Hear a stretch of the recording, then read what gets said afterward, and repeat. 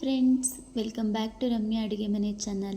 ತುಂಬ ಟೇಸ್ಟಿಯಾಗಿ ಯಾವ ರೀತಿ ಇಸ್ಕಿದ ಬೇಳೆ ಸಾಂಬಾರನ್ನ ಮಾಡೋದು ಅಂತ ತೋರಿಸ್ಕೊಡ್ತೀನಿ. ಬನ್ನಿ. ಇದಕ್ಕೆ ಬೇಕಾಗಿರೋಂಥ ಇಂಗ್ರೀಡಿಯೆಂಟ್ಸ್ ಇಲ್ಲಿ ಅವರೆಕಾಳನ್ನ ನಾನು 3 ಅವರ್ ನೆನೆಹಾಕ್ಬಿಟ್ಟು ಈ ರೀತಿ ಹಿಚ್ಕಿಟ್ಕೊಂಡಿದ್ದೀನಿ.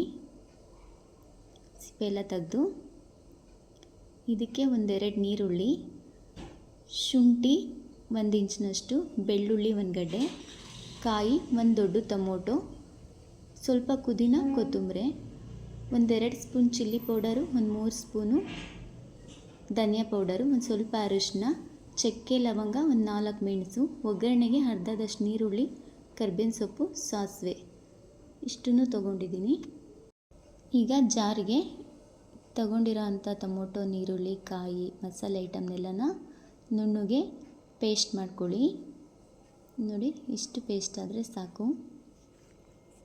ಈ ಕುಕ್ಕರ್ಗೆ 4 ಸ್ಪೂನಷ್ಟು ಎಣ್ಣೆ ಹಾಕಿ, ಸ್ವಲ್ಪ ಎಣ್ಣೆ ಕಾದ ನಂತರ ಸಾಸಿವೆ ಮತ್ತು ಇದಕ್ಕೆ ಸಾಸಿವೆ ಸಿಡ್ದಾದ್ಮೇಲೆ ನೀರುಳ್ಳಿ ಸೇರಿಸ್ಕೊಳ್ಳಿ. ಕರಿಬೇವು ಹಾಕ್ಕೊಳ್ಳಿ. ಈಗ ಕಾಳನ್ನ ಇದಕ್ಕೆ ಸೇರಿಸ್ಕೊಂಡು ಫ್ರೈ ಮಾಡ್ಕೊಳ್ಳಿ. ತುಂಬ ಬೇಗನೆ ಇದು ಕಾಳು ಬೆಂದೋಗುತ್ತೆ. ಈ ರೀತಿ ಸ್ವಲ್ಪ ಫ್ರೈ ಮಾಡ್ಕೊಳ್ಳಿ. ಈಗ ರುಬ್ಬಿಟ್ಕೊಂಡಿರೋ ಅಂಥ ಮಸಾಲೆನ ಇದಕ್ಕೆ ಸೇರಿಸ್ಕೊಳ್ಳಿ.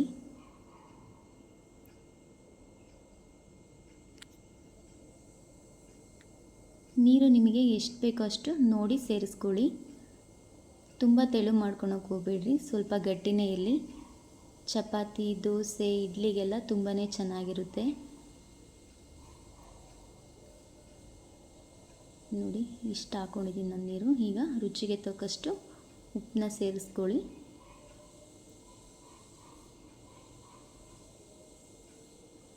ನಾನಿಲ್ಲಿ 1 ವಿಸಲ್ ಕೂಗಿಸ್ಕೊಳ್ತಾ ಇದ್ದೀನಿ. ನಿಮಗೆ ಬೇಡ ಅಂದರೆ ಕ್ಯಾಪ್ ತೆಗೆದ್ಬಿಟ್ಟು ಅದು ಹಂಗೇ ಮಳ್ಳಿಸ್ಕೊಳ್ಳಿ. ಸಾರು ಬೆಂದೋಗುತ್ತೆ ಕಾಳು ಬೇಗನೆ.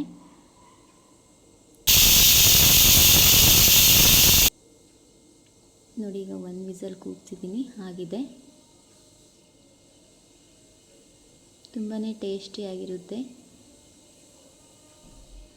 ದೋಸೆ, ಇಡ್ಲಿಗೆಲ್ಲ ತುಂಬ ಚೆನ್ನಾಗಿರುತ್ತೆ. ನೀವು ನೋಡಿ ಮಾಡ್ಕೊಳ್ಳಿ.